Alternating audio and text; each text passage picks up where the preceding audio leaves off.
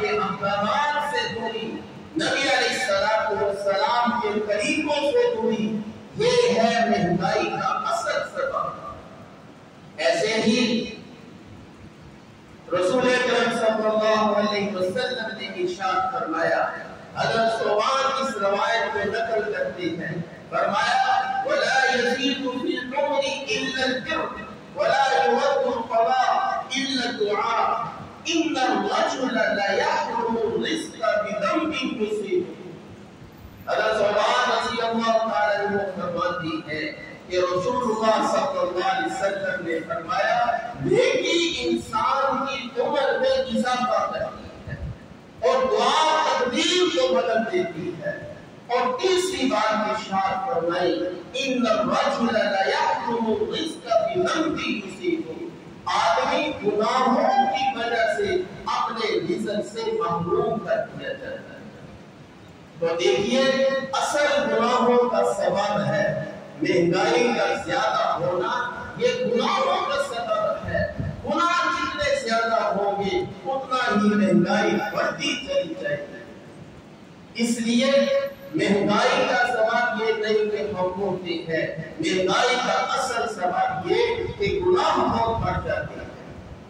ہمارے بزرگوں میں سے بزرگ تھے مولانا یوسف رحمۃ اللہ تعالی، بڑے مشہور بزرگ تھے انڈیا کے اور دعوت و تبلیغ کے بڑے وہ امام مانے جاتے۔ ان کے دور کے اندر مہنگائی زیادہ ہو، چند لوگ آگے تاجر بڑھاتی، حضرت مہنگائی بڑی بڑھ گئی ہے، ہم چاہتے ہیں کہ ہم اسٹرائک کریں، حکومت کے خلاف احتجاج اور مظاہرے کریں، آپ ہمیں اس بات کی اجازت دیں۔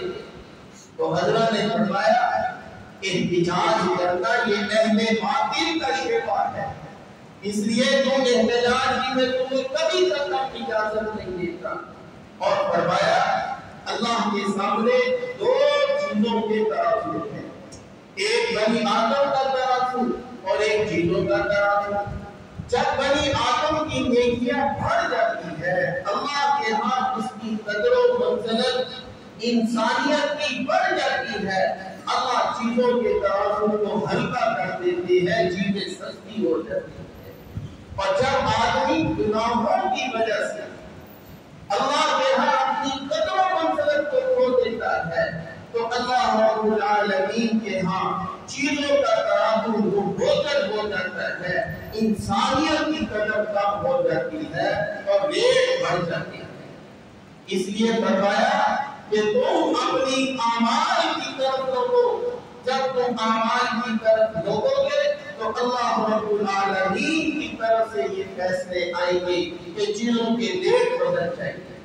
لہذا اصل سبب یہ ہے کہ آدمی گناہوں سے بچے اور تقویٰ کی زندگی اختیار کرے۔ اللہ رب العالمین کے ہاں اس شخص کے لیے مہنگائی کوئی معنی نہیں رکھتی۔ چنانچہ اللہ نے کسی بات کو قرآن کریم کے اندر ارشاد فرمایا ہے، وَمَن يَتَّقِ اللَّهَ يَجْعَل لَّهُ مَخْرَجًا وَيَرْزُقْهُ مِنْ حَيْثُ لَا يَحْتَسِبُ۔ یہ اللہ رب العالمین نے ہم سب کے لیے ان حالات کے اندر، ان تنگیوں کے حالات کے جب کاروبار بند پڑے ہیں اور معیشت کا پہیہ جام ہوا ہے، اللہ فرماتے ہیں وہ من یتق اللہ، جو اللہ سے ڈرے گا، یجعل لہ مخرجا، اللہ ہر تنگی سے نکلنے کا راستہ دے دے گا، ویرزقہ من حیث لا یحتسب، اللہ ایسی جگہ سے اس کو روزی دیں گے اس کو گمان بھی نہیں ہوگا۔ لہذا گناہوں سے اپنے آپ کو دور کرنا یہ ہے مہنگائی کا علاج۔ اور آج ہم لوگ اس بات کی طرف نہیں آتے، اسٹرائک کر لو، حکومت کے خلاف مظاہرے کر لو، چیزوں کو جلا دو، نعرے بازی کر لو اور ہم سمجھے کہ مہنگائی کم ہو جائے گی۔ ماشاء اللہ ساری زندگی کم نہیں ہو، اگر کام کرتی ہے تو پھر یہ تقویٰ کی زندگی اختیار کرو۔ جب یہ سب لوگ تقویٰ کی زندگی پر آ جائیں گے اللہ کا وعدہ ہے وَلَوْ أَنَّ أَهْلَ الْقُرَىٰ آمَنُوا وَاتَّقَوْا لَفَتَحْنَا عَلَيْهِمْ بَرَكَاتٍ مِّنَ السَّمَاءِ وَالْأَرْضِ، اگر جب یہ اہل زمین والے ایمان لے آئے تقویٰ کی زندگی اختیار کریں، ہم زمین و آسمان سے برکتیں حاصل فرمائیں۔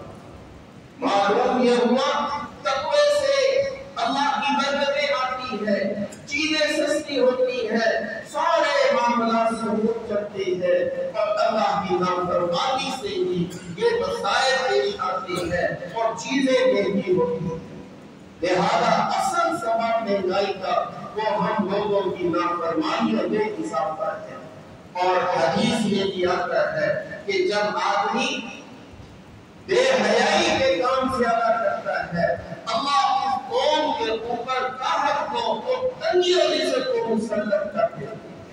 اور ایک اور حدیث میں رسول اللہ صلی اللہ علیہ وسلم نے ارشاد فرمایا، جب بندہ دنیا کو عذاب و مقاصد بنا دیتا ہے، صبح سے شام تک دنیا کو سوچتا ہے، دنیا کے لیے ہی باتیں کرتا ہے، اسی کے لیے سفر کرتا ہے، اور اس کو اللہ کے حکموں کی کوئی پرواہ نہیں کہ نماز بھی پڑھنی ہے، اللہ اسی دنیا کو تنگ کر کے اس کے سامنے پیش کر دیتا ہے۔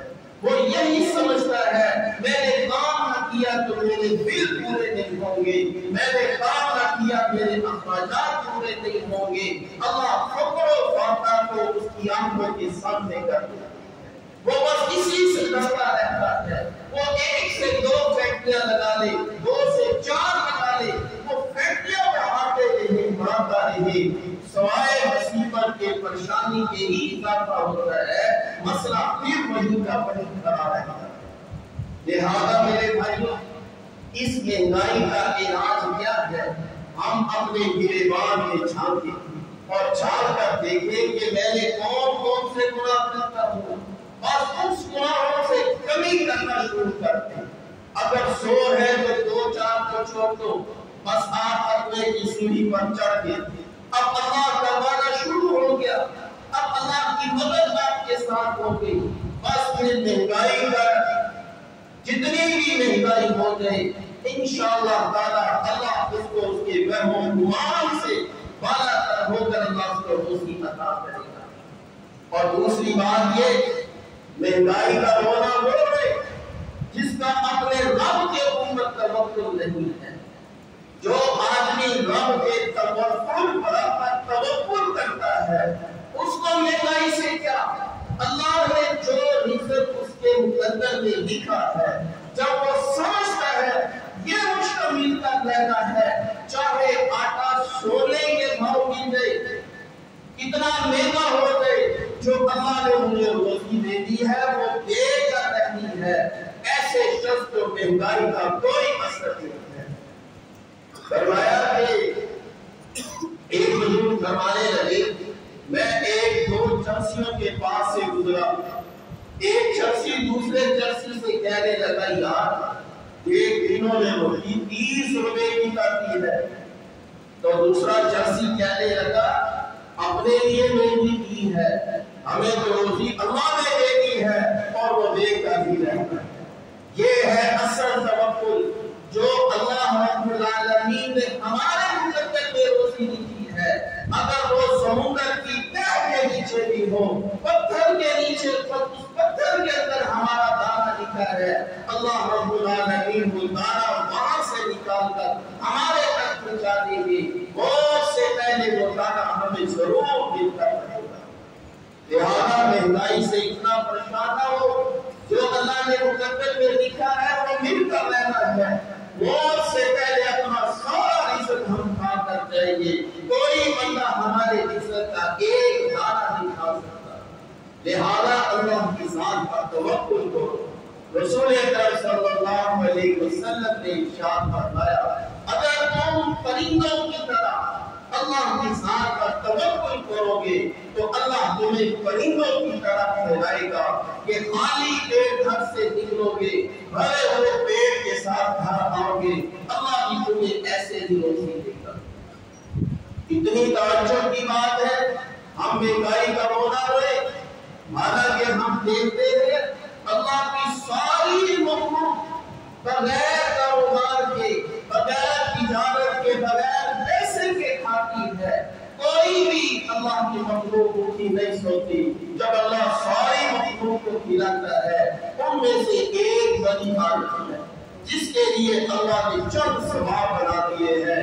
چلو تم کاروبار بھی کرو، میرے نبی کی سنت ہے، تم ملازمت بھی کرو، یہ میرے محبوب کی سنت ہے، لیکن سمجھنا اس سے کچھ نہیں ہوتا، روزی تمہیں میں دیتا ہوں۔ لہذا یہ توکل اللہ کی ذات پر ہونا چاہیے، اور اس سے جو ہے یہ مہنگائی کا درد نہیں ہوتا۔ دوسری بات یہ کہ صحابہ کرام کے دور میں بھی مہنگائی ہوتی تھی، وہ لوگ کیا کرتے تھے؟ آئیے میں آپ کو بتاتا ہوں۔ حضرت علی رضی اللہ تعالیٰ عنہ کا دور خلافت تھا، کوفہ میں رہتے تھے، مکہ کے اندر کشمش مہنگی ہو گئی، بڑی مہنگی ہو گئی۔ لوگوں نے خط لکھا حضرت علی رضی اللہ تعالیٰ عنہ، حضرت کشمش بڑی مہنگی ہو گئی ہے، کیا کریں ہم لوگ؟ فرمایا تم کشمش کا علاج کھجور سے کرو، یعنی کشمش کھانا چھوڑ دو، اس کے بدلے میں تم کھجور استعمال کرو۔ جب اس کا استعمال کشمش کا تم کم کر دو گے، اللہ اس کا ریٹ بھی نیچے لے آئے گا۔ یہ اصل طریقہ ہے مہنگائی کے علاج کا، کہ جب چیز مہنگی ہو جائے عوام الناس اس کا استعمال کر دے، یقین جانے وہ چند دنوں کے بعد اس کا ریٹ نیچے آ جائے گا۔ آپ بھی دیکھتے ہیں یہ پیپسی کا ریٹ کتنا بڑھ گیا، لوگوں نے استعمال چھوڑ دیا، انہوں نے ریٹ نیچے لے آئے۔ حضرت ابراہیم بن ادہم رحمۃ اللہ علیہ بہت بڑے اللہ کے ولی تھے، ان کے دور کے اندر گوشت بڑا مہنگا ہو گیا۔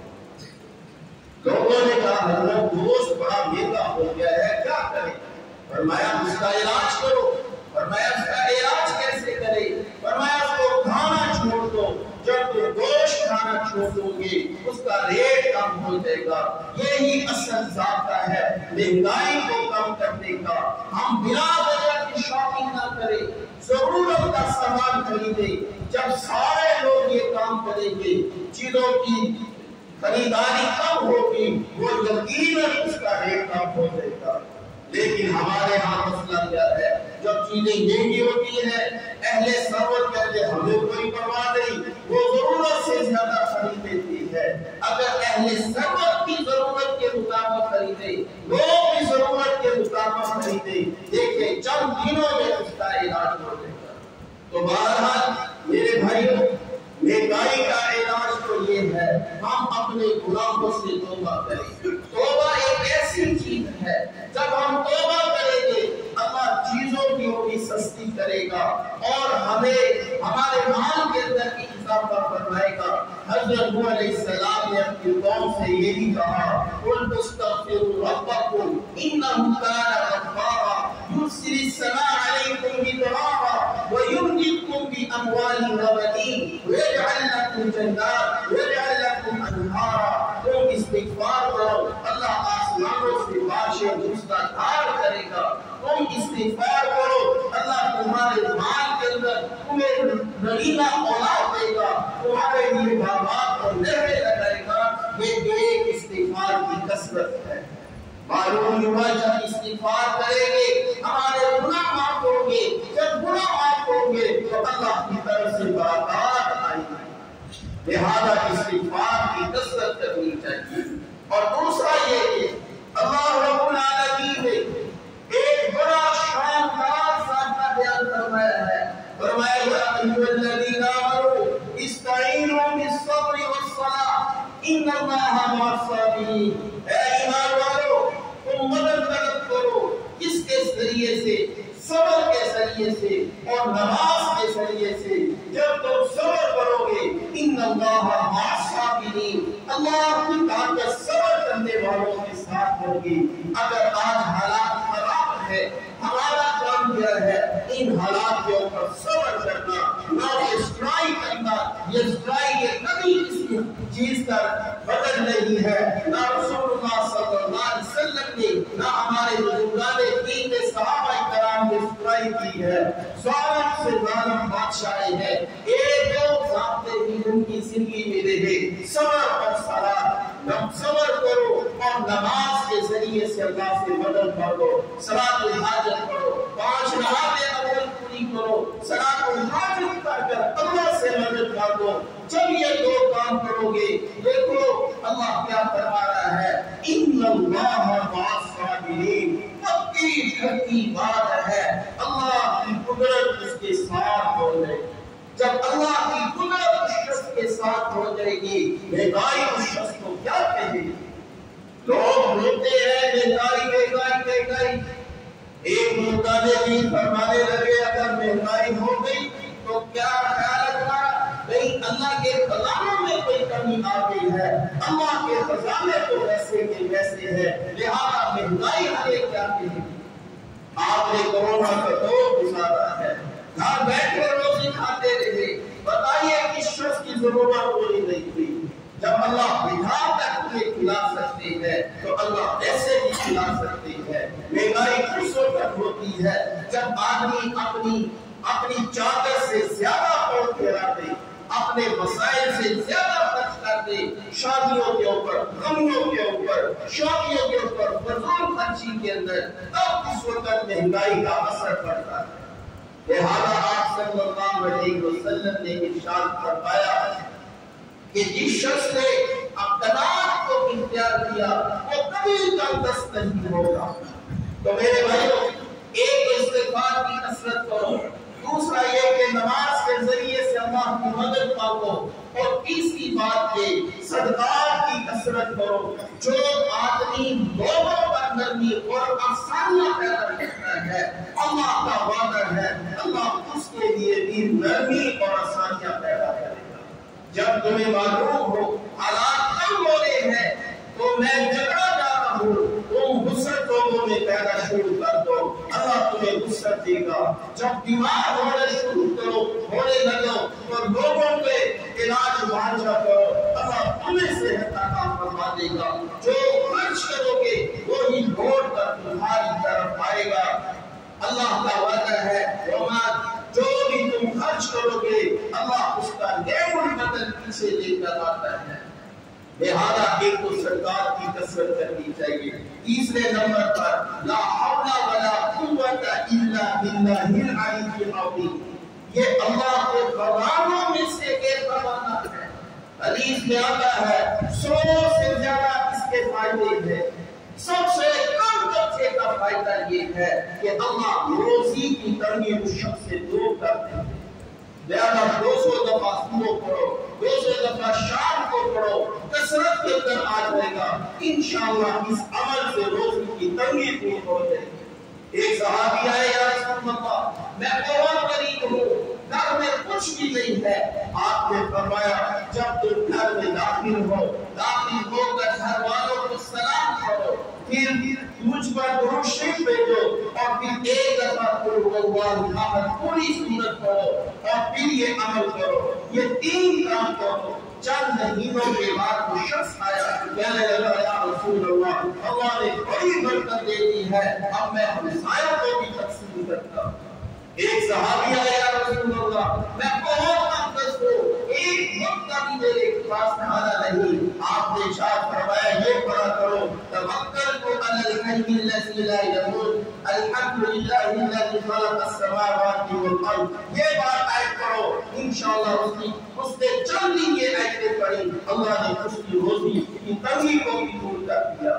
اور آخر کی ایک بات یہ بھی ساری دعاؤں کا خاص یہ ہے جب کوئی تنگی پیش آ جائے, جب کوئی بل بڑا آ جائے, جب کوئی خرچہ بڑا آ جائے, اللہ سے چلتے پھرتے مانگا کرو اے اللہ یہ بل آ گیا ہے یا اللہ اس کی ادائیگی کر دے, یہ خرچہ آ گیا ہے اے اللہ تو نے اتنے خرچے پورے کیے یا اللہ میرا یہ خرچہ بھی پورا کر دے. یہ جو تنگیاں ہے دعائیں ہے اللہ ان دعاؤں سے تمہاری ساری مصیبتیں دور کریں گے. اللہ کا یہ وعدہ ہے وَلَنُذِيقَنَّهُم مِّنَ الْعَذَابِ الْأَدْنَىٰ دُونَ الْعَذَابِ الْأَكْبَرِ لَعَلَّهُمْ يَرْجِعُونَ. ہم ان کو دنیا کا چھوٹا عذاب مہنگائیوں کی صورت میں, حکمرانوں کے ظلم و ستم کی صورت میں چکھائیں گے.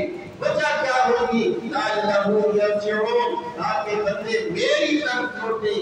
جب آپ نماز پڑھیں گے, استغفار کریں گے, اللہ کو یاد کریں گے, اللہ کا 100% وعدہ ہے اللہ تمہاری تنگیوں کو دور کر دے. لہذا میرے بھائیوں یہ اسرائیل یہ احتجاج مہنگائی کے خلاف یہ اہل باطل کا شیوا ہے۔ وہ شخص ہے جو کہتا ہے کہ مال سے میں بنتا ہوں، جس کا اللہ کی ذات پر توکل ہے اور جو اللہ کی ذات پر بھروسہ کرتا ہے اس کو مہنگائی سے ڈرنے کی کوئی ضرورت نہیں، اس لیے جو روزی اللہ نے دے دی ہے وہ مل کر رہے گی، چاہے آسمان سونے کا بن دے، زمین تانبے کی بن جائے، اللہ نے جو روٹی لکھی ہے وہ اس کو مل کر رہے گی۔ اس لیے میرے بھائیوں، یہ قرآن و سنت کے اندر یہ مہنگائی کا اسباب ہے، ان کا اللہ کے رسول نے یہ حل ہم کو بتا دیا ہے، ہم اس حل کے ذریعے سے مہنگائی کو کنٹرول کر سکتے ہیں۔ اللہ سے دعا ہے کہ اللہ ہمیں بات کو عمل